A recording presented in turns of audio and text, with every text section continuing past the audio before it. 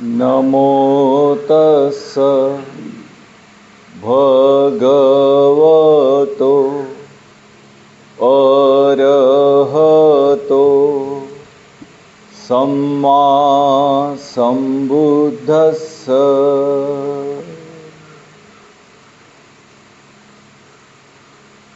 7 दिवसीय मैत्री विपश्यना साधना शिविर का 5वां दिन पूरा हुआ। गंभीरतापूर्वक काम करने के लिए अब केवल एक ही दिन बचा है। परसों सुबह आर्य मौन समाप्त हो जाएगा तो गंभीरता से साधना नहीं होगी और तरसों सुबह शिविर समाप्त हो जाएगा। तो जो कुछ भी समय बचा है उसका अच्छे से उपयोग कर लें।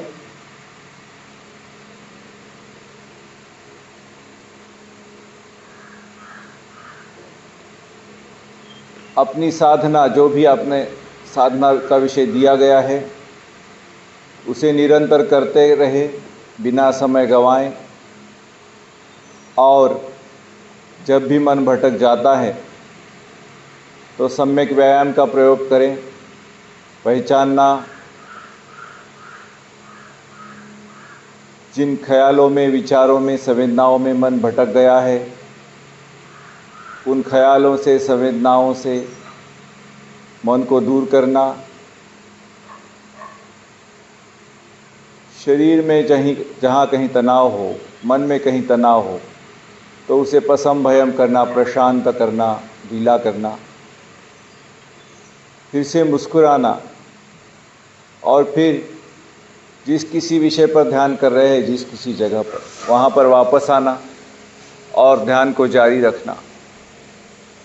और जो कुछ भी हो रहा है, हर अनुभव मैं नहीं है, मेरा नहीं है, मेरी आत्मा नहीं है, ऐसे समझते रहना, यही साधना है। और इसे निरंतर करते रहे। थोड़ा ही समय बचा है। जीवन में न जाने ऐसा समय फिर कभी आए ना आए, तो जो समय अभी मिला है, जो अवसर अभी मिला है, जो सुविधा यहाँ मिली है, उसका पूरा पूरा उपयोग करेंगे। कल हम पटिच्च समुप्पाद की चर्चा कर रहे थे और तणा और उपादान तक हम आ गए थे। तो वहाँ से आगे की चर्चा आप करेंगे। इसके लिए एक बार फिर से पटिच्च समुप्पाद का पाठ कर लेते हैं। मेरे पीछे पीछे सभी लोग बोलेंगे। अविद्या पच्चया संखारा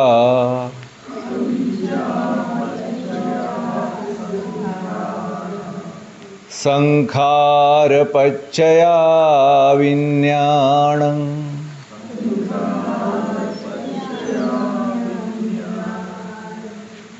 विज्ञान पच्चया नाम रूपं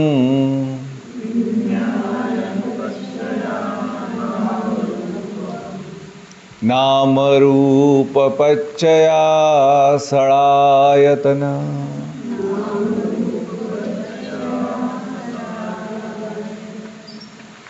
सड़ायतन पच्चया फस्स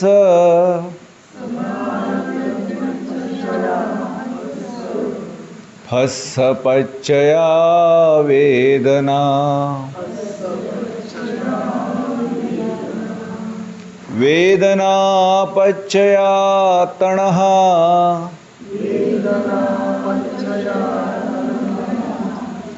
तणः पच्चया उपादान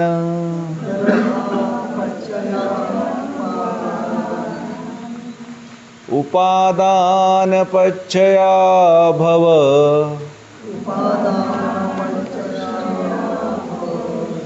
भव पच्चया जाति जाति पच्चया जरा मरणं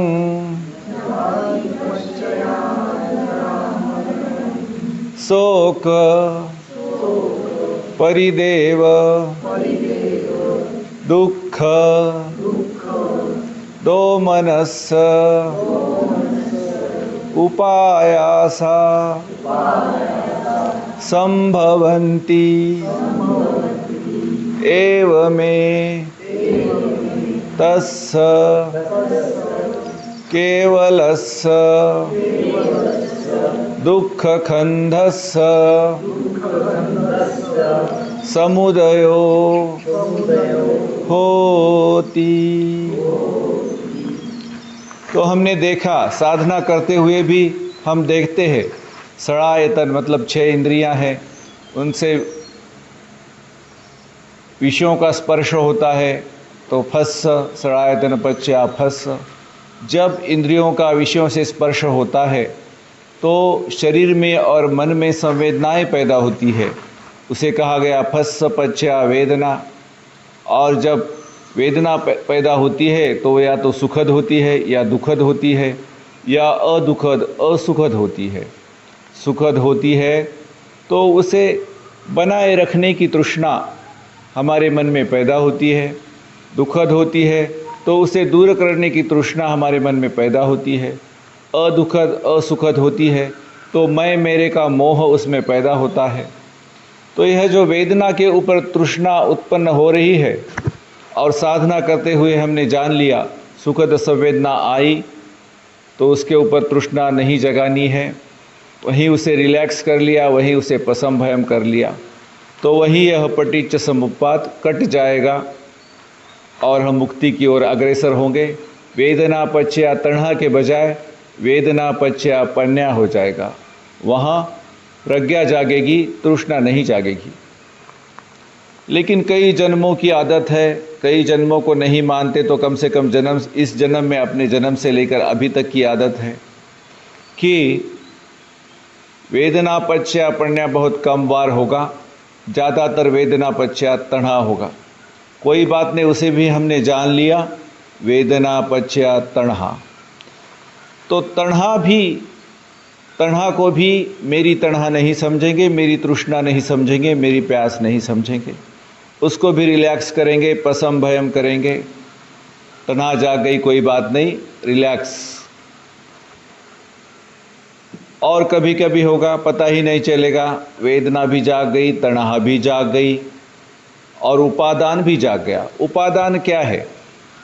किसी चीज़ के प्रति तृष्णा जागी और उसके विचारों में हम लोट पलोट करने लगे। जैसे आसक्ति की तृष्णा जागी किसी चीज़ के प्रति, तो उस चीज़ को कैसे प्राप्त करेंगे इस बारे में सोचने लगे, आसक्ति और गहरी होने लगी, तो उसे कहा गया उपादान। किसी चीज़ को दूर करने की तृष्णा जागी, द्वेष जागा, तो उसको कैसे दूर करेंगे इसके बारे में सोचने लगे, तो वो हो गया उपादान और गहरा द्वेष। दान का अर्थ है देना, अदान का अर्थ है नहीं देना। जो चीज़ निसर्ग की है उसे हम अपनी समझते हैं, निसर्ग को वापस नहीं करते, मेरी समझ के उसे पकड़ बैठते हैं। तो उसके नज़दीक की जो स्थिति है, उप मतलब नज़दीक, तो उससे उत्पन्न होने वाली जो स्थिति है, निसर्ग की चीज़ निसर्ग की समझकर हम छोड़ नहीं देते, उसे दान नहीं करते, उसे चिपक के बैठते हैं, इसलिए उसे कहा गया अदान और उपादान, गहरी आसक्ति। 4 प्रकार के उपादान बताए गए हैं जो प्रमुख है। काम उपादान, काम उपादान का मतलब है जो 6 इंद्रियां हैं, आँख है, कान है, नाक है, जीभ है, काया है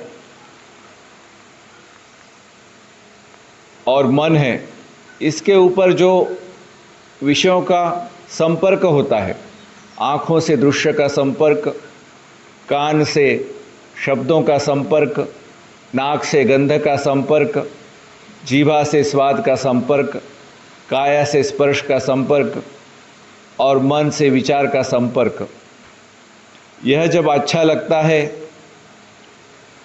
तो उसे हम पकड़ के बैठना चाहते हैं और उसे प्राप्त करना चाहते हैं, बहुत गहरी आसक्ति उसके प्रति पैदा करते हैं। तो इसे कहा गया उपादान। जब मन भटक जाता है हमारा तो ये उपादान में भटक जाता है, तणा के ऊपर उपादान पैदा होकर। और जब हमें पता चलता है कि तणा के ऊपर उपादान भी पैदा हो गया, तो हम रिकॉग्नाइज करते हैं, मन को उस उपादान से हटाते हैं, रिलीज करते हैं और पसम भयम काय संखारम और पसम भयम चित्त संखारम करके हम उसे रिलैक्स करते हैं। फिर मन को प्रसन्न करते हैं मुस्कुराते हुए और फिर ध्यान की ओर आते हैं। तो यह पटिच्च समुप्पाद की कड़ी हम उपादान और भव के बीच में तोड़ते हैं। दूसरा उपादान बताया गया दिट्ठ उपादान। हमारे कुछ नज़रिए होते हैं, हमारे कुछ वाद होते हैं, जीवन के बारे में कुछ हम समझते हैं, जो भी हमारा दृष्टिकोण होता है, सामाजिक दृष्टिकोण होता है, धार्मिक दृष्टिकोण होता है, राजकीय दृष्टिकोण होता है, और यह मेरा राजकीय दृष्टिकोण है, उसके प्रति बहुत गहरी आसक्ति होती है। कोई समाजवादी होता है, कोई साम्यवादी होता है, कोई हिंदुत्ववादी होता है, कोई अम्बेडकरवादी होता है, और उस वाद के पीछे ये मेरा वाद है, ये मेरा तत्व ज्ञान है, ये मेरी मान्यता है, इसको हम पकड़ के बैठते हैं। या कोई हिंदू धर्म को अच्छा मानता है, कोई बौद्ध धर्म को अच्छा मानता है, कोई जैन धर्म को अच्छा मानता है, कोई सिख धर्म को अच्छा मानता है, कोई ख्रिस्ती धर्म को अच्छा मानता है, और उसकी जो फिलॉसॉफी है, उसका जो तत्व ज्ञान है, उसको हम पकड़ के बैठते हैं और उसी के बारे में सोचने लगते हैं। तो वह दिट्ठ उपादान होता है। कोई सोचता है आत्मा है और उस चीज़ को पकड़ के बैठता है, कोई सोचता है आत्मा नहीं है और उस चीज़ को पकड़ के बैठता है। तो वह हो गया दिट्ठ उपादान। इसके बारे में भी मन में विचार चलते रहते हैं साधना के साथ साथ, और कभी कभी साधना को छोड़कर उन्हीं विचारों में हम भटक जाते हैं। कोई बात नहीं, भटक गए और पहचान लिया कि भटक गए हैं, तो सम्यक व्यायाम का प्रयोग करके वापस आना है। तो यह पटिच्च समुप्पाद उपादान पर कट जाएगा और आगे की कड़ियाँ प्रकट नहीं होगी। वैसे ही एक होता है शीलबद्ध उपादान। शील के प्रति और व्रतों के प्रति चिपकाव पैदा हो जाता है। शील पालन करने को कहा गया, कभी कभी शील टूट गया तो मेरा शील टूट गया, मेरा शील टूट गया, उसी के बारे में सोचते रहते हैं। और कभी कभी शील को इतना खींच लेते हैं कि भाई हम तो प्राणों की हत्या नहीं करेंगे तो वनस्पति भी नहीं खाएंगे, और उस पर चिपक जाते हैं शील के साथ। तो शील के प्रति और व्रतों के प्रति भी आसक्ति होती है। कोई व्रत कर लेते हैं, उपोषित व्रत कर लेते हैं, या कोई उपवास कर लेते हैं, उसके प्रति आसक्ति हो जाती है। या पूजा के प्रति, कर्मकांड के प्रति, नमाज के प्रति, अभिषेक के प्रति, उसके प्रति आसक्ति हो जाती है और उसी के बारे में सोचने लगते हैं, पकड़ के बैठते हैं उसको, और उसकी वजह से व्याकुल होते रहते हैं।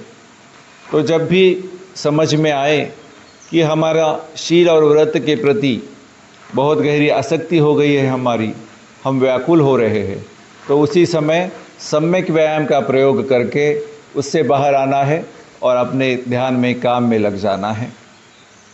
और चौथा उपादान बताया गया अत्तवाद उपादान। मैं हूँ, मेरा है, यह शरीर मैं हूँ, यह शरीर मेरा है, यह शरीर मेरी आत्मा है। इन तीनों में से कुछ तो होता ही है। लगता है कि मैं हूँ, लगता है कि मेरा है, लगता है कि मेरी आत्मा है। तो समझना चाहिए कि भाई क्या है इसमें, यह शरीर किस चीज़ से बना है। तरह तरह की कोशिकाओं से, जिसे मराठी में पेशी कहते हैं और अंग्रेजी में सेल कहते हैं, इन सेल से यह शरीर बना है। सेल्स किस चीज़ से बनी है? मॉलिक्यूल्स से बनी है, जिसे रेणु कहते हैं भारतीय भाषा में। रेणु किस चीज़ से बने हैं? एटम से, यानी कि अणु से बने हैं। अणु किस चीज़ से बने हैं? परमाणु से बने हैं। इलेक्ट्रॉन, प्रोटॉन और न्यूट्रॉन। जब हम सांस बाहर छोड़ते हैं, कई सारे इलेक्ट्रॉन, प्रोटॉन और न्यूट्रॉन शरीर से बाहर चले जाते हैं। जब सांस लेते हैं तो बाहर के इलेक्ट्रॉन, प्रोटॉन और न्यूट्रॉन अंदर आते हैं। जब पेशाब करते हैं, पसीना बाहर छूटता है, मल बाहर छोड़ते हैं, कई तरह के इलेक्ट्रॉन, प्रोटॉन, न्यूट्रॉन हमारे शरीर से चले जाते हैं। और खाना खाते हैं, पानी पीते हैं, सांस लेते हैं, तो बाहर के इलेक्ट्रॉन, प्रोटॉन और न्यूट्रॉन शरीर के अंदर आते हैं। तो यह मेरा शरीर कैसे हो गया? यह तो हर समय बाहर से आहार लेके शरीर नया बन रहा है। जैसे कोई प्रयागराज चला जाए और वहाँ गंगा नदी के किनारे बैठे और उसे लगता है कि हर मिनट वही गंगा है, हर क्षण वही गंगा है, लेकिन वही गंगा नहीं है भैया। पानी गंगोत्री से आ रहा है और गंगा सागर की ओर चले जा रहा है। तो हर क्षण नया पानी आ रहा है। इसी तरह हमारे शरीर में हर क्षण नए इलेक्ट्रॉन, नए प्रोटॉन, नए न्यूट्रॉन आ रहे हैं। इसमें कुछ भी कायम नहीं है। तो किस चीज़ को मैं कहूँ? किस इलेक्ट्रॉन को मैं कहूँ? किस प्रोटॉन को मैं कहूँ? किस न्यूट्रॉन को मैं कहूँ? उसी तरह उसी प्रयागराज में यमुना नदी बहती है। जैसे कोई मन है, मन में एक विचार आया, कुछ देर रहा, चला गया। दूसरा विचार आया, कुछ देर रहा, चला गया। मन में विचार अपने पूर्व कर्मों की वजह से या वातावरण की वजह से या आहार की वजह से आते रहते हैं और चले जाते रहते हैं। किस विचार को मैं कहूँ? सुबह जो विचार आया था, अगले ही क्षण हो सकता है बिल्कुल उसके विरुद्ध विचार आ जाए। तो कौन सा विचार मैं है? कौन सा विचार मैं हूँ? कौन सा विचार मेरी आत्मा है? तो इस प्रयागराज में शरीर के गंगा और यमुना मिल जाते हैं और फिर एक ही नदी बनकर आगे बहते हैं। तो ये मन और शरीर लगता है कि एक ही है, और उस मन और शरीर का प्रवाह, दो नदियों का प्रवाह, गंगा जमुना का प्रवाह चल रहा है। उसे हमने मैं का नाम दिया, उसे हमने मेरे का नाम लिया। उसमें किसी तीसरे आत्मा की भी कल्पना कर ली। प्रयागराज जाएंगे तो वहाँ दो ही नदियाँ हैं, गंगा और जमुना। सरस्वती है ही नहीं, लेकिन सरस्वती की कल्पना कर ली, जो है ही नहीं। तो इस प्रकार समझना चाहिए कि मैं नाम की कोई चीज़ है ही नहीं, मेरा नाम की कोई चीज़ है ही नहीं, मेरी आत्मा नाम की कोई चीज़ है ही नहीं। ये इलेक्ट्रॉन, प्रोटॉन और न्यूट्रॉन का प्रवाह और मन की तरंगों का प्रवाह साथ साथ चल रहा है, क्योंकि वह बहुत वेग के साथ, आवेग के साथ चल रहा है। इसलिए ऐसा लगता है कि मैं हूँ, मेरा है, मेरी आत्मा है। और उसको हम पकड़ के बैठना चाहते हैं। किसी विचार को पकड़ के बैठना चाहते हैं, उसमें से किसी वेदना को पकड़ के बैठना चाहते हैं, उसमें से किसी इंद्रिय के विषय को पकड़ के बैठना चाहते हैं, और वो तो कायम रहता नहीं। इसलिए दुख पैदा होता है। तो जब भी कभी मैं हूँ, मेरा अहंकार, ऐसी बातें चलने के लगेगी मन में, तो समझ लेना चाहिए कि यह अत्तवाद उपादान है।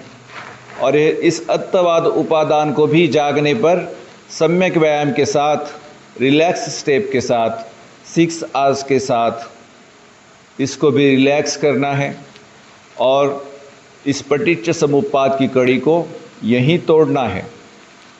इस प्रकार 4 उपादानों का वर्णन हो गया। तो एक बार फिर से हम पटिच्च समुप्पाद का पाठ करेंगे। मेरे पीछे पीछे बोलिए। अविद्या पच्चया संखारा, अविद्या पच्चया संखारा, संखारपच्चया विज्ञानं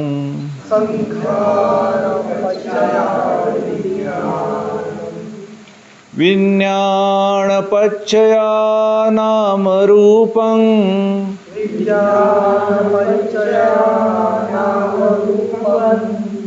नामरूपपच्चया षडायतनं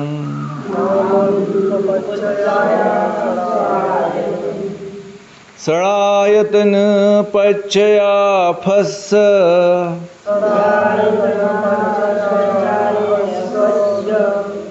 फस्स पच्चया वेदना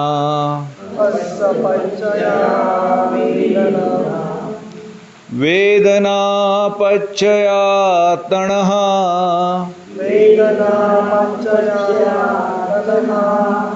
तणः पच्चया उपादान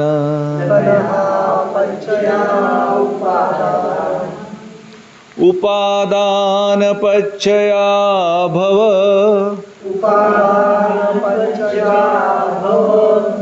भव पच्चया जाति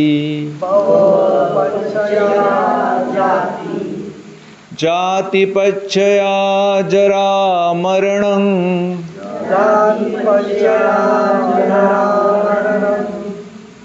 शोक परिदेव दुःख दोमनस्स उपायासा संभवन्ति एव मे तस्य केवलस्य दुःखखन्धस्य समुदयो होती। तो इस प्रकार हमने उपादान की कड़ी को समझ लिया बुद्धि के स्तर पर। इसे साधना करते करते हुए भी ध्यान रखना है,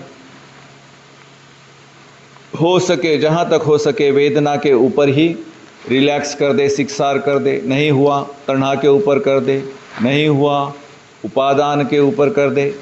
उपादान के ऊपर तो करना ही है।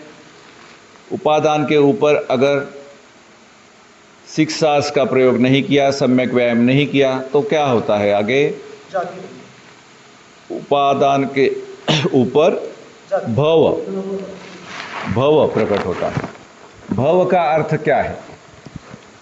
कई विद्वानों ने अलग अलग अर्थ दिए हैं। हम बचपन से सुनते आए हैं, भारत के सभी धर्मों में भव चक्र के पार जाने के लिए कहा है, भव सागर के पार, भव संसार के पार जाने के लिए कहा गया है। भव का अर्थ है बार बार बनने की प्रक्रिया। बार बार हम कुछ बनाते हैं क्योंकि किसी चीज़ के प्रति हमारी आसक्ति है और उसके प्रति उपादान हो गया, बहुत गहरी आसक्ति है, तो उस चीज़ के लिए हम कुछ बनाना चाहते हैं। और जब हमारी मृत्यु होती है तो मृत्यु के समय बहुत गहरी आसक्ति होती है किसी चीज़ के प्रति, उस चीज़ का ख्याल मन में आता है, तो उस प्रकार का संस्कार मन में जागता है। तो वह संस्कार किसी माँ के गर्भ में एक नए विज्ञान को जन्म देता है, वही सारी गुणधर्मों के साथ, वही सारी विशेषताओं के साथ। तो यह एक नया भव पैदा हो गया और वहाँ से फिर आगे जाकर के बच्चा जन्म लेता है, तो इसे भी भव कहा गया। तो भगवान का जब जन्म हुआ बोधिसत्व का, सिद्धार्थ गौतम का, लुम्बिनी में, तो महामाया के गर्भाशय से जब बोधिसत्व बाहर आए तो कहते हैं कि यह मेरा अंतिम जन्म है। और जब उन्होंने बोधगया में बोधि को प्राप्त किया तो कहते हैं कि नत्थिदानी पुनः भव, इसके आगे भव नहीं होगा।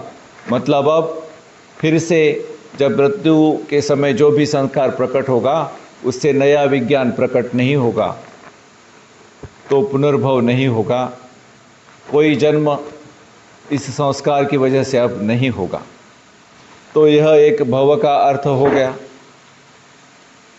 और ये जो इलेक्ट्रॉन, प्रोटॉन और न्यूट्रॉन के साथ मन की तरंगें जुड़ी हुई है और इसमें जो उपादान हम बार बार पैदा कर रहे हैं और शिक्षार्थ नहीं करते हैं, तो बर्थ ऑफ एक्शन होता है।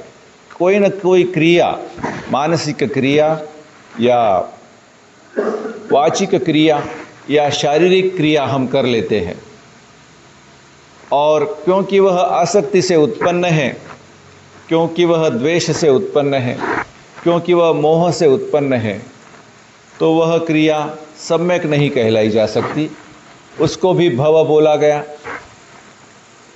तो उपादान को सीखसार करके, सम्यक व्यायाम करके हम पटिच्च समुप्पाद को ही तोड़ेंगे, तो जो क्रिया होगी वह मैत्री, करुणा, मुदिता, उपेक्षा के साथ होगी और हमें मुक्त कराने वाली होगी। लेकिन उपादान के साथ जो क्रिया करेगी वह होगी भव। वो कुछ न कुछ हमारा संसरण बढ़ाने वाली होगी, कुछ न कुछ दुख देने वाली होगी, भव चक्र में हमें उलझाने वाली होगी। तो यह हो गया भव। इस प्रकार इस भव से बचने के लिए यह शिक्षार्थ करना, यह सम्यक व्यायाम करना, यह रिकॉग्नाइज, रिलीज, रिलैक्स, रीस्माइल, रिटर्न और रिपीट करना बहुत ज़रूरी है, ताकि हम बैड एक्शन से, बुरे कर्मों से बचे, भव से बचे। तो यह हो गया भव का विश्लेषण। अब आगे जाने से पहले फिर एक बार पटिच्च समुप्पाद का पाठ करेंगे। अविद्या पच्चया संखारा,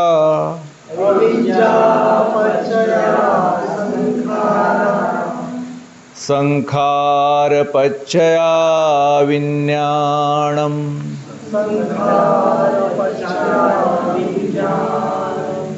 विज्ञान पच्चया नाम रूप,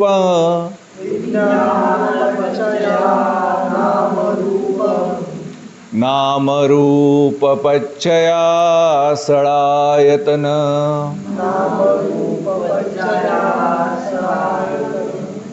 षडायतन पच्चया फस्स,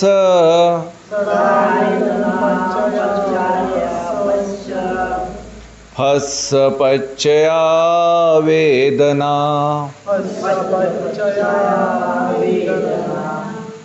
वेदना पच्चया तणः,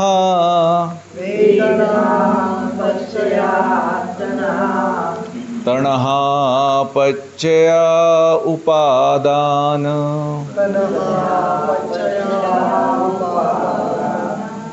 उपादान पच्चया भव,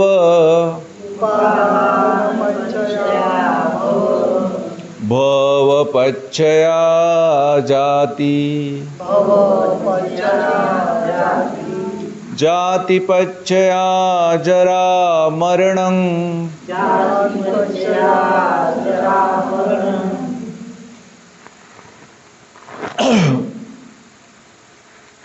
जाति पच्चया जरा मरणं, शोक परिदेव, दुख दोमनस्स, उपायास संभवन्ति एवमे तस्स केवलस्य दुःखखन्धस्य समुदयो होति। तो भवपच्चया जाति, भव कहा गया हैबिचुअल टेंडेंसी, यह जो कुछ न कुछ बनाने की हमारी आदत है, कुछ न कुछ हम बनाते रहते हैं जीवन में गहरी आसक्ति की वजह से। और इसकी वजह से क्या होता है, अंतिम क्षण में भी कुछ न कुछ बनाने की हमारी आदत की वजह से अंतिम समय में जो गहरा संस्कार जागता है चित्त में, उससे एक विज्ञान बन जाता है आगे जाके माँ के गर्भ में, तो उसे जाति कहा गया। जाति का मतलब है जन्म। तो कुछ न कुछ हमें बनाने की आदत है, इसलिए इस आदत को भाव कहा गया, और उससे जो क्रिया पैदा होती है उसे क्रिया का जन्म कहा गया। जैसे झूठ बोलने की आदत है तो पहले मन में झूठ बोलते हैं और फिर झूठ बोल के किसी को ठगते हैं। तो ठगने का जन्म क्यों हो गया? क्योंकि झूठ बोलने की आदत है, इसकी वजह से। या कोई किसी चीज़ के प्रति चाहने की आदत है, उसकी वजह से चोरी कर ली तो चोरी का जन्म हो गया। काम वासना जगाने की आदत है मन में, उसे भव कहा गया। बार बार काम वासना जगाते हैं और उसके कारण व्यभिचार कर लिया तो व्यभिचार का जन्म हो गया।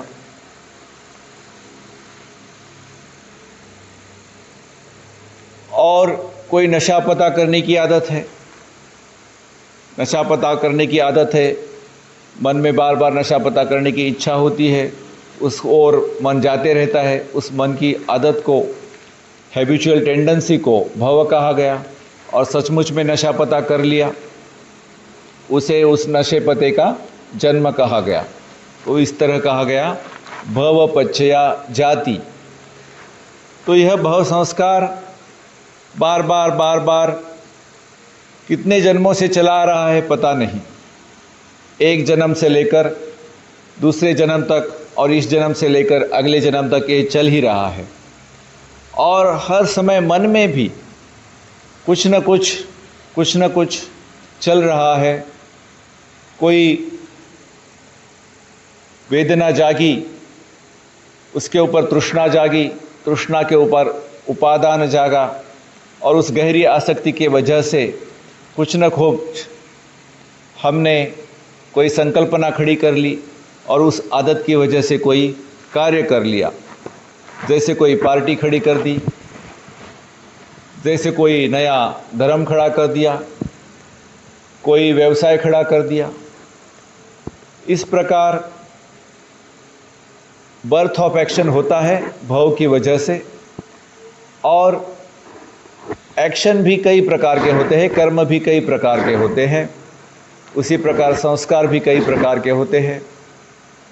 मानसिक कर्म तो पैदा होते ही रहता है मन में, उसकी वजह से वाचिक कर्म पैदा होता है, उसकी वजह से शारीरिक कर्म पैदा होता है। इसी प्रकार भव पच्छया जाति संस्कारों का पैदा होना चालू ही रहता है। ये जो संस्कार होते हैं यह भी 3 प्रकार के होते हैं। कैसे?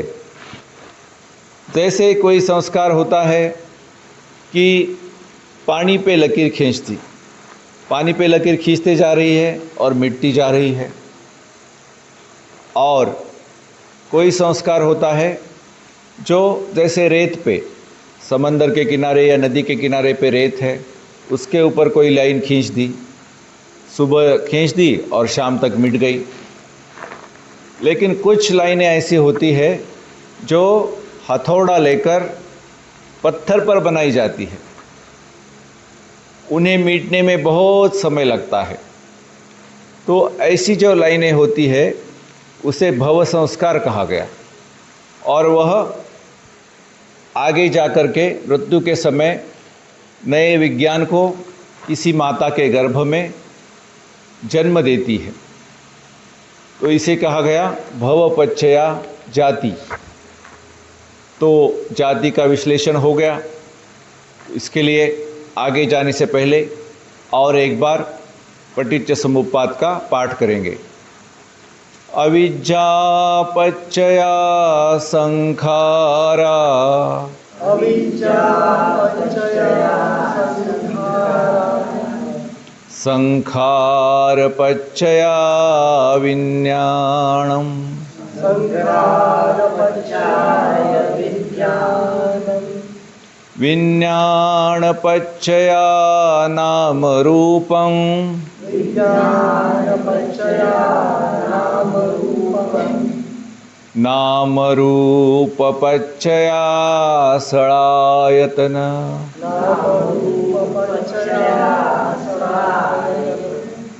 सड़ायतन पच्चया फस्स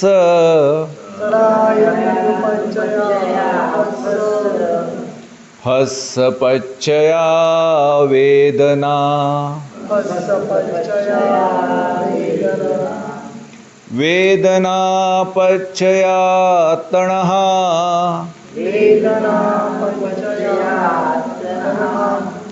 तणः पच्चया उपादान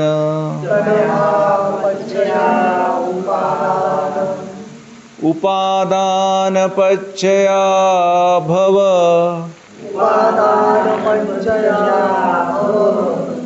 भव पच्चया जाति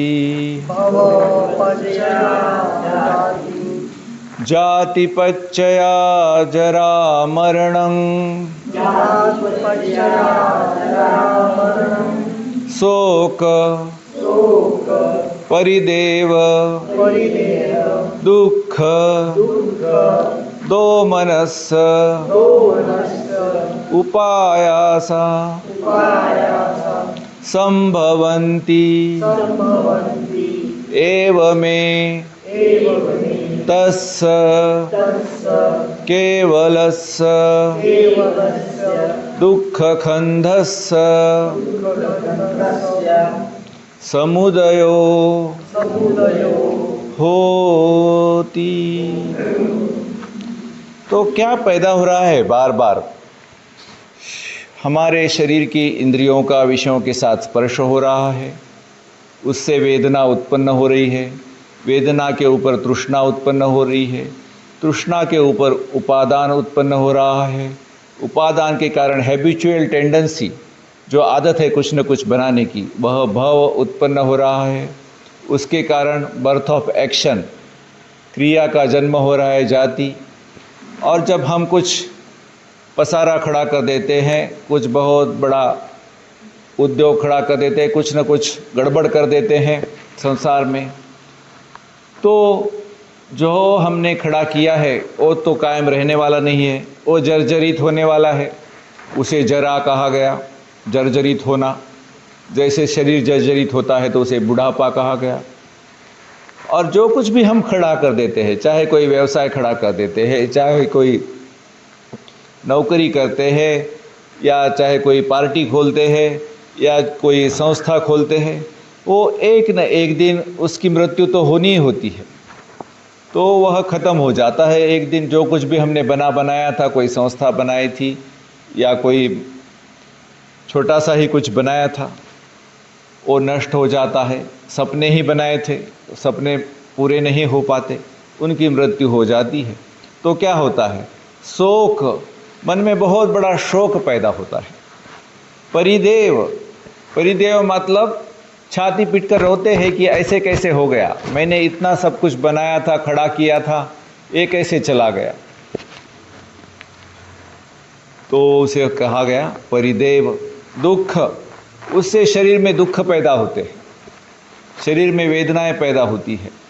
दुख शब्द बड़ा व्यापक है, किसी चीज़ के न होने का भी दुख है, प्रिय के वियोग होने को भी दुख कहा गया, अप्रिय के संयोग होने को भी दुख कहा गया। लेकिन यहाँ जो दुख शब्द आया है जाति पच्चया के बारे में, वह शारीरिक दुख के लिए आया है। और दो मनस, फिर मन में द्वेष पैदा होता है, उसकी वजह से मन में निगेटिव नकारात्मक भावनाएं पैदा होती है, उसे कहा गया दो मनस। और फिर उपायास, उसकी वजह से निराशा पैदा होती है, आशा, अब लगता है कि जीवन में अब कुछ अर्थ ही नहीं है, जीवन निरर्थक हो गया, उसे कहा गया उपायास। आयास कहते हैं कुछ प्रयत्न करने को, और उपायास, प्रयत्न करने के बाद भी जो कुछ हासिल हुआ है वह ख़त्म हो जाता है, तो मन में निराशा आती है, उसे कहा गया उपायास। संभवंती मतलब ये चीज़ें होती ही रहती है, मन में कुछ न कुछ हम ख्याली पुलाव पैदा करते हैं, उसकी वजह से कुछ न कुछ क्रिया कर लेते हैं और उस क्रिया की वजह से कुछ देर के लिए तो खुशी हो जाती है, कभी कभी वह क्रिया भी बन नहीं पाती, तो उससे बनती है तो जर्जरित होती है, ख़त्म होती है, उससे शोक पैदा होता है, उसकी वजह से रोते हैं, पीटते हैं, उसकी वजह से शरीर में दुख पैदा होता है, मन में नकारात्मक भावनाएं पैदा होती है और निराशा पैदा होती है। एवमें तस्, इस प्रकार, केवलस्य, केवल और केवल मतलब सिर्फ और सिर्फ, दुख खंधस्य, दुख नाम के खंड का ही समुदय होता है, दुख ही पैदा होता है और कुछ नहीं। क्यों होता है? क्योंकि हम वेदना के ऊपर पटिच्च समुप्पाद को नहीं तोड़ पाते, तणहा के ऊपर पटिच्च समुप्पाद को नहीं तोड़ पाते, उपादान के ऊपर पटिच्च समुप्पाद को नहीं तोड़ पाते, तो भव चल पड़ता है, भव चक्र चल पड़ता है, तो जाति होती है, जन्म होता है किसी न किसी चीज़ का, फिर वह जर्जरित होता है, फिर उसकी मृत्यु होती है, फिर शोक पैदा होता है, रोना पीटना पैदा होता है। इसका अर्थ यह नहीं है कि हम बिल्कुल कुछ काम करेंगे ही नहीं, काम अवश्य करेंगे, लेकिन वह तृष्णा के साथ नहीं करेंगे, उपादान के साथ नहीं करेंगे। जो भी काम करेंगे वह मैत्री, करुणा, मुदिता और उपेक्षा के साथ करेंगे। मैत्री, करुणा, मुदिता और उपेक्षा के साथ करेंगे, अनित्य बोध के साथ करेंगे, दुख बोध के साथ करेंगे, अनात्म बोध के साथ करेंगे। जो चीज़ें हमने तृष्णा के साथ, उपादान के साथ, भव के साथ की थी, वह चीज़ें हमें दुख ही देने वाली है। लेकिन जो चीज़ हम मैत्री के साथ करेंगे, करुणा के साथ करेंगे, मुदिता के साथ करेंगे, उपेक्षा के साथ करेंगे, जो कार्य हम मैत्री, करुणा, मुदिता और उपेक्षा से प्रेरित होकर करेंगे, वह कार्य हमें मुक्त करेगा, मन को मुक्त करेगा, सुख की ओर ले जाएगा, शांति की ओर ले जाएगा। तो इसके लिए जो अविद्या है, अनित्य को नित्य समझ रहे हैं, दुख को सुख समझ रहे हैं, अनात्म को आत्म समझ रहे हैं और अशुभ को शुभ समझ रहे हैं, दुख है ऐसा मानते नहीं, शरीर के सुख में ही सुख मानते बैठते हैं, दुख का कारण जानते नहीं, तृष्णा को अपनी मान के बैठते हैं, दुख का निरोध नहीं करते, रिलैक्स स्टेप नहीं करते और दुख के निरोध की जो मध्यमा प्रतिपदा है, आर्य अष्टांगिक मार्ग, उसके ऊपर नहीं चलते, उसको समझते नहीं हैं, तभी यह पटिच्च समुप्पाद जो है गलत दिशा में, दुख की दिशा में जा रहा है। अब उसे हमें उल्टा घुमाना है। भव चक्र चल रहा है, उसे उल्टा घुमा के धर्म चक्र चलाना है, धर्म चक्र प्रवर्तन करना है, धम्म चक्र चलाना है। तो उसके लिए अविद्या को नष्ट करना होगा, अनित्य को अनित्य ही समझना होगा, दुख को दुख ही समझना होगा और अनात्म को अनात्म ही समझना होगा। दुख है यह जानना होगा, दुख का समुदय है यह भी जानना होगा। दुख का निरोध होता है जब हम किसी चीज़ को मैं और मेरा नहीं समझते, तो दुख का निरोध होता है। और दुख के निरोध के लिए आर्य अष्टांगिक मार्ग पर चलना है, यह समझते हैं। तो ऐसा करते करते, सम्यक व्यायाम का प्रयोग करते करते यह पटिच्च समुप्पाद उल्टी दिशा में चलने लगता है। और फिर भगवान ने कहा कैसे इसे उल्टी दिशा में चलाना है और कैसे चलता है। तो भगवान कहते हैं, मेरे पीछे पीछे बोलेंगे, अविज्जाय द्वेव अशेष विराग निरोधा संखार निरोधो संखार निरोधा विज्ञान निरोधो विज्ञान निरोधा नाम रूप निरोधो नाम रूप निरोधा सड़ायतन निरोधो सड़ायतन निरोधा हस्स निरोधो हस्स निरोधा वेदना निरोधो वेदना निरोधा तणहा निरोधो तणहा निरोधा उपादान निरोधो उपादान निरोधा भव निरोधो भव निरोधा जाति निरोधो जाति निरोधा जरा मरणं शोक परिदेव दुःख दोमनस्स उपायासा निरुच्छन्ति एवमे तस्स केवलस्य दुःखखन्धस्य निरोधो होति। तो क्या कहा गया? अविद्या का निरोध अरहंत की अवस्था में जब हो जाता है पूरी तरह से, तो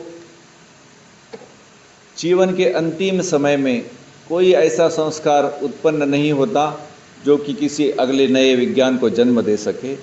तो जन्म और मरण की धारा वहीं रुक जाती है, क्योंकि संस्कार निर्माण नहीं होता तो नया विज्ञान पैदा नहीं होता, विज्ञान पैदा नहीं होता तो नाम रूप पैदा नहीं होता, मन और शरीर की धारा नहीं चलती। नाम रूप का निरोध हो गया तो अपने आप 6 इंद्रिय कहाँ से आएंगे जब शरीर और चित्त ही नहीं है। 6 इंद्रिय नहीं होंगे तो विषयों का स्पर्श भी नहीं होगा, स्पर्श का निरोध हो गया। स्पर्श का निरोध हो गया तो वेदनाएं भी उत्पन्न नहीं होगी, वेदना का निरोध हो गया। वेदनाएं उत्पन्न नहीं होगी तो तृष्णा भी उत्पन्न नहीं होगी, तृष्णा का निरोध हो गया। तृष्णा का निरोध हो गया तो उपादान भी पैदा नहीं होगा, उपादान का निरोध हो गया तो भव हैबिचुअल टेंडेंसी भी पैदा नहीं होगी। भव का निरोध हो गया तो जाति का निरोध हो गया, जन्म ही नहीं होगा। जब जन्म ही नहीं होगा तो बुढ़ापा भी नहीं आएगा, मृत्यु भी नहीं आएगा, शोक भी नहीं होगा, रोएंगे नहीं, पीटेंगे नहीं, शरीर का दुख भी नहीं होगा, मन में नकारात्मक भावनाएं भी नहीं आएंगी और निराशा भी नहीं होगी। तो इसी प्रकार सारे के सारे दुखों का अंत हो जाएगा। लेकिन ये कब होगा?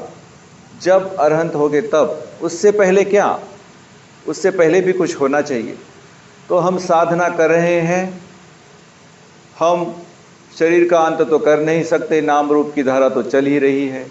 तो नाम रूप की धारा पैदा होगी तो 6 इंद्रियां भी रहेगी, 6 इंद्रियों का विषयों से स्पर्श भी होगा, क्योंकि जिंदा है तो आंखें देख रही है, कान सुन रहे हैं, किसी न किसी चीज़ की बदबू खुशबू आती ही रहती है। खाने के लिए कुछ खाना पड़ता है तो स्वाद अच्छा बुरा आता ही रहता है। काया से हवा का, कपड़े का, कुर्सी का स्पर्श होते ही रहता है, या किसी आदमी का, औरत का स्पर्श होते ही रहता है, और मन में विचार आते ही रहते हैं। तो हस्स को हम नहीं रोक सकते। हस्स पच्छया वेदना, और स्पर्श हो गया तो वेदना को हम रोक नहीं सकते। सुखद वेदना, दुखद वेदना या अदुखद असुखद वेदना आएगी ही। तो कर क्या सकते हैं? तो इसके आगे हम कुछ कर सकते हैं इस पटिच्च समुप्पाद को तोड़ने के लिए। क्या कर सकते हैं? वेदना पच्छया तणहा, सुखद वेदना आ गई, पहचान लिया, और वेदना के ऊपर तृष्णा उत्पन्न होने से पहले ही रिकॉग्नाइज, रिलीज, रिलैक्स, रिस्माइल, रिटर्न और रिपीट कर लिया तो यह पटिच्च समुप्पाद वही रुक जाएगा, तृष्णा उत्पन्न नहीं होगी। तृष्णा उत्पन्न नहीं होगी तो उपादान नहीं होगा, उपादान उत्पन्न नहीं होगा तो भव उत्पन्न नहीं होगा, हैबिचुअल टेंडेंसी उत्पन्न नहीं होगी, और भव उत्पन्न नहीं होगा तो हम कोई बुरा काम कर नहीं बैठेंगे, जो भी काम करेंगे वो सत्कर्म करेंगे, और उसकी वजह से जरा मरण दुख शोक परिदेव दुख दोमनस उपायास से नहीं गुजरेंगे, बल्कि मैत्री करुणा मुदिता उपेक्षा इस तरह के सकारात्मक भावों से गुजरेंगे। इसलिए कहा गया अविद्या, कहिए मेरे पीछे पीछे, अविद्याय त्वेव अशेष विराग निरोधा संखार निरोधो संखार निरोधा विज्ञान निरोधो विज्ञान निरोधा नाम रूप निरोधो नाम रूप निरोधा सड़ायतन निरोधो सड़ायतन निरोधा हस्स निरोधो हस्स निरोधा वेदना निरोधो वेदना निरोधा तणहा निरोधो तणहा निरोधा उपादान निरोधो उपादान निरोधा भव निरोधो भव निरोधा जाति निरोधो जाति निरोधा जरा मरणं शोक परिदेव दुख दोमनस्स उपायासा निरुज्झन्ति एवमे तस्स केवलस्स दुःखखन्धस्स निरोधो होति। तो इस प्रकार अगर हम वेदना के ऊपर तणहा जगने नहीं देते, रिलैक्स और स्माइल करके तणहा को वहीं रोक देते हैं, तो मन में शांति जागती है, सुख जागता है, और आगे जाकर के जो काम हम करेंगे, शील पालन करेंगे, दान देंगे, किसी प्राणी की हत्या करने के बजाय कई प्राणियों को जीवन दान देंगे, किसी की चोरी करने के बजाय अपने पास जो है वो दूसरों को देंगे, व्यभिचार करने के बजाय सहज ब्रह्मचर्य का पालन करने लगेंगे। साधना करते करते पति और पत्नी दोनों साधक है तो सहज ब्रह्मचर्य का पालन आगे जा करके होने लगता है। पति और पत्नी में भी आगे जा कर के संबंध नहीं रहता, सहज ही ब्रह्मचर्य का पालन होने लगता है। झूठ नहीं बोलेंगे, हमेशा सत्य बोलेंगे, कड़वी बात नहीं बोलेंगे, मीठी बात बोलेंगे, किसी के नुकसान की बात नहीं बोलेंगे, किसी के लाभ की बात ही बोलेंगे, और किसी की निंदा नहीं करेंगे, दूसरों के अच्छी चीज़ों की प्रशंसा करेंगे। तो यह पहले वारितशील था, नकारात्मकशील था। प्राणी हत्या नहीं करेंगे, चोरी नहीं करेंगे, झूठ नहीं बोलेंगे, व्यभिचार नहीं करेंगे, नशा पता नहीं करेंगे, इसे वारितशील कहा गया। वेरमणि नहीं करेंगे, नहीं करेंगे, नहीं करेंगे। अब वह सकारात्मक शील हो जाएगा। कैसे? हत्या नहीं करेंगे लेकिन लोगों को जीवन दान देंगे, तो सकारात्मक शील हो गया।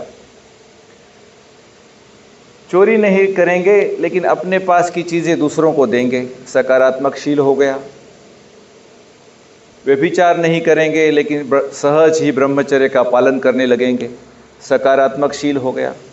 निगेटिव शील से हम पॉजिटिव शील की ओर जाएंगे। झूठ नहीं बोलेंगे, सत्य बोलेंगे। किसी की निंदा नहीं करेंगे, प्रशंसा करेंगे। गालियां नहीं देंगे, मीठी बात बोलेंगे। कड़वी बात नहीं बोलेंगे, मीठी बात बोलेंगे। और निरर्थक बात नहीं करेंगे, जिसमें कोई अर्थ है ऐसी ही बात करेंगे। नशा पता नहीं करेंगे और 24 घंटे स्मृति और संपर्क ज्ञान में रहेंगे। हमेशा धर्म के साथ रहेंगे, मैत्री के साथ रहेंगे, करुणा के साथ रहेंगे, मुदिता के साथ रहेंगे, उपेक्षा के साथ रहेंगे।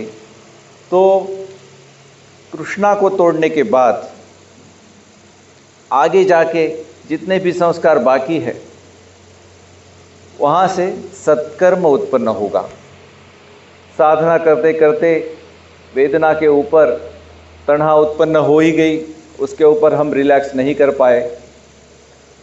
तणहा उत्पन्न हो गई, कोई बात नहीं, तणहा के ऊपर रिलैक्स कीजिए।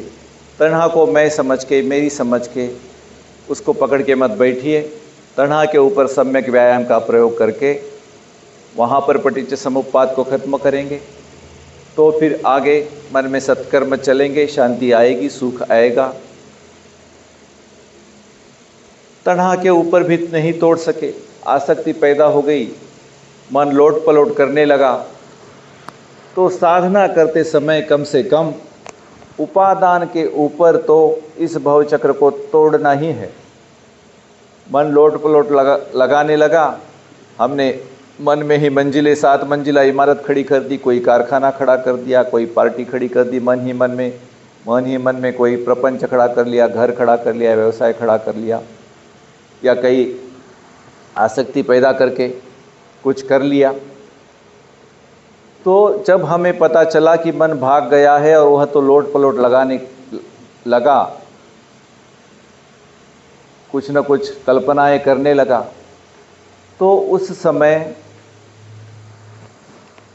जब भी पता चले तो उस समय होशियार होना है, रिकॉग्नाइज, और उस लोट पलोट को वहीं ख़त्म करना है। भंते विमलारमसी कहते हैं, वाक्य पूरा भी नहीं हुआ तो भी उस वाक्य को वहीं ख़त्म कर दो और उस उपादान को भी रिलीज कर दो, मन को वहाँ से हटाओ, रिलैक्स कर दो। पसम भयम काय संखारम, पैसम भयम चित्त संखारम कर दो और फिर प्रसन्न मन से रीस्माइल करो और अपने ध्यान के विषय के प्रति वापस आओ और बार बार ध्यान करते रहो। इस तरह पटिच्च समुप्पाद को साधना में हर बार जब हम शिक्षार करते हैं तो या तो उसे वेदना के ऊपर तोड़ते हैं, या तणहा के ऊपर तोड़ते हैं, या उपादान के ऊपर तोड़ते हैं। तोड़ना ही तोड़ना है। जब भी शिक्षार करते हैं यह पटिच्च समुप्पाद टूटता ही है और हम सकारात्मक कार्यों की ओर जाते हैं। घर भी बनाते हैं तो मैत्री करुणा मुदिता उपेक्षा के साथ बनाते हैं। कोई व्यवसाय भी करते हैं तो मैत्री करुणा मुदिता उपेक्षा के साथ करते हैं। कोई बंगला भी बनाते हैं, कोई कारखाना भी बनाते हैं, कोई पार्टी भी बनाते हैं, कोई संस्था भी बनाते हैं, तो मैत्री करुणा मुदिता और उपेक्षा के साथ बनाते हैं। जब ये 6R, यह सम्यक व्यायाम, यह आर्य अष्टांगिक मार्ग हम साथ में रखते हैं। इसलिए इस पटिच्च समुप्पाद का निरोध करना बहुत बहुत ज़रूरी है। इसके लिए एक बार फिर पटिच्च समुप्पाद को कैसे उल्टा करना है, इस भव चक्र को धर्म चक्र में कैसे परिवर्तित करना है, इसके लिए एक बार और पटिच्च समुप्पाद के धर्म चक्र का अब हम फिर से पाठ करेंगे। अविज्ञाय त्वेव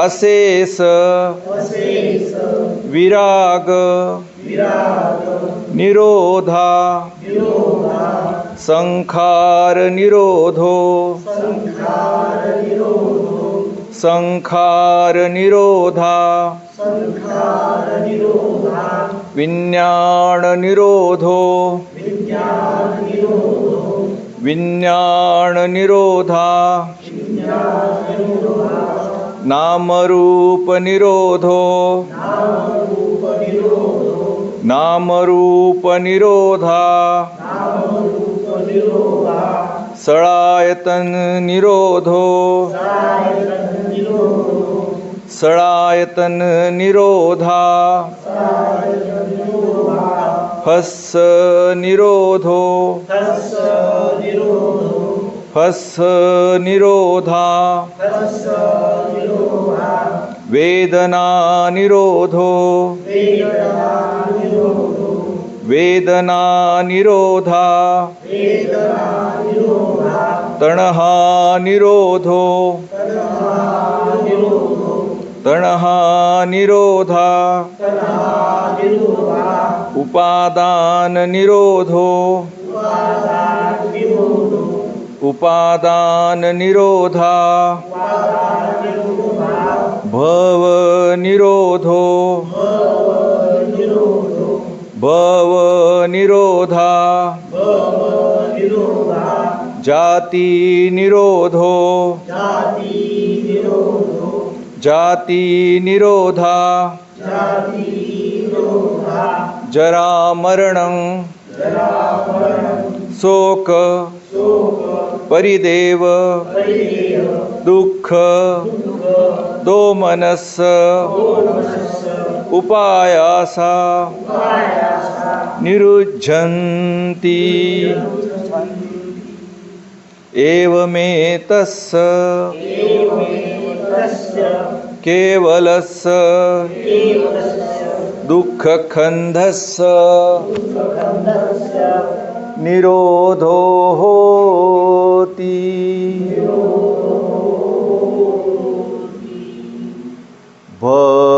भवतु सर्वमङ्गलं भवतु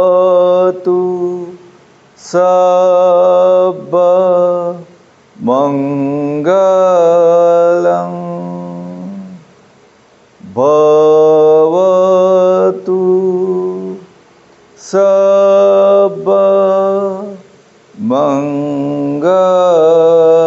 सर्वमङ्गलम्। साधु साधु साधु। विश्राम करें, विश्राम करें। कुछ देर के लिए विश्राम करेंगे। विश्राम के समय भी मुस्कुराते हुए पटिच्च समुप्पाद को तोड़ते हुए विश्राम करेंगे और जब वापस आके बैठेंगे तो फिर से साधना में अपने अपने ध्यान की ओर जाएंगे। ध्यान में जब बाधाएं आएंगी तो शिक्षार करके उन बाधाओं को दूर करके पटिच्च समुप्पाद को तोड़ते हुए साधना करते रहेंगे। विश्राम करें, विश्राम करें, विश्राम करें।